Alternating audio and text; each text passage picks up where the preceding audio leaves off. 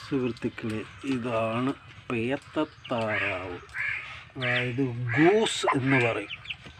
ഇതാണ്ട് ഇത് പെടയാണ്, പെടയുടെ കുഞ്ഞുങ്ങളാണ് ഇത്. ഇപ്പോൾ വിരിഞ്ഞിറങ്ങിയതാണ്.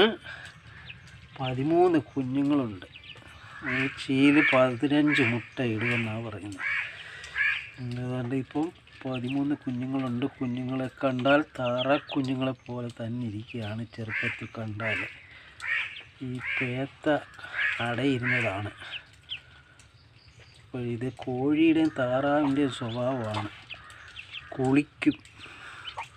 താറാവിൻ്റെ സ്വഭാവമാണ്. അതിൻ്റെ ചുണ്ട് താറാവിൻ്റെ ചുണ്ട് പോലെ. അതാ, കുഞ്ഞുങ്ങളെ കണ്ടാലും താറാവിൻ്റെ കുഞ്ഞുങ്ങളെ പോലെ. അതാ, എന്ത് ഭംഗി കാണാൻ, എന്ത് ക്യൂട്ടായിരിക്കുന്നു. ഓക്കെ.